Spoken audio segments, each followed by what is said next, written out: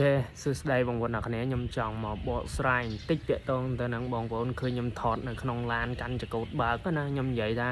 តម្លៃត្រឹម30ក្រាស់ឬមួយក៏40ស្ដើងស្រុំ40វ៉ាន់ណាឡានតម្លៃប្រភេទនេះគឺអត់មានទេបញ្ជាក់ឲ្យអត់មានពណ៌ទឹកប្រាក់ពណ៌ឆ្លូញទេបងប្អូនគឺពណ៌ខ្មៅពណ៌ស្លាយហ្នឹងឯងហើយដែលផែនដែលយើងទទួលយកបានជិះទៅស្អាតអេមហើយបើទឹកប្រាក់មាសឡានគេលះប្រភេទកូតមកជុំអត់មានបុកប៉ះទឹកថ្នាំថ្មីសបកកង់អីថ្មីគ្រឿងក្រមហើយមួយសេតមានកាមេរ៉ាឬមួយក៏បោកពុកកាមេរ៉ាជើង VIP អីរួចគុជរួចបាទអត់មានតម្លៃបាទ40ជាងអីអត់មានទេបងប្អូនណាកាន់ហើយសំខាន់អ្វីដែលពិបាកហ្នឹងគឺពិបាករកទិញប្រភេទឡានសនំហើយនៅស្អាតលះគឺពិបាកណាស់ពិបាករកបងប្អូនពិបាករកមែនទែនឡាននិយាយទៅបងប្អូនដើរទិញបានដឹងដូចខ្ញុំអញ្ចឹងខាតជើងកាចេះផងទៅមើលនៅពេញក្លុកកលៀតផ្សេង4 5ឡានអត់ត្រូវទេអត់ត្រូវចិត្តហ្មងចង់បានឡានលះតើរៀនចាយលុយចង់បានឡានល្អប្រភេទសនំហើយបងប្អូនណាឡានដែលឆ្នាំទៀបក៏ដោយបើសិនជាការប្រើប្រាស់គេតិចហើយវានៅអេមនៅសនំជិះទៅក៏វាស្ងាត់ហើយល្អដែរបងប្អូនណាស្ងាត់ល្អដូចស្រោជីដូចស្រោហ្មងអត់មានចេញមកមានអារម្មណ៍ថា97រាងក្រោកក្រាអីអត់ទេមើលហ្មងបើសិនជាក្នុងករណីឡានហ្នឹងគេប្រើតិច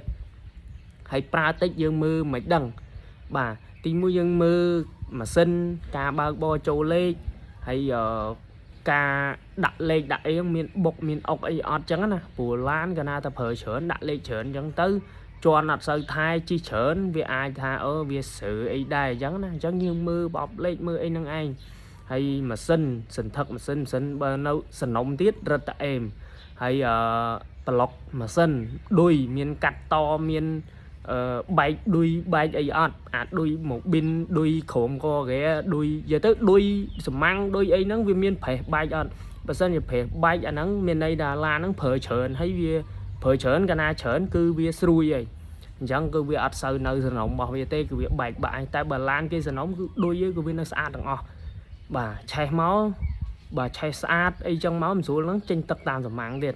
ហ្នឹងហើយអាហ្នឹងប្រភេទឡានគេស្អាតហើយតម្លៃលើហាគឺអត់ថ្លៃទេបងប្អូនណាបើសិនជាយើងទិញ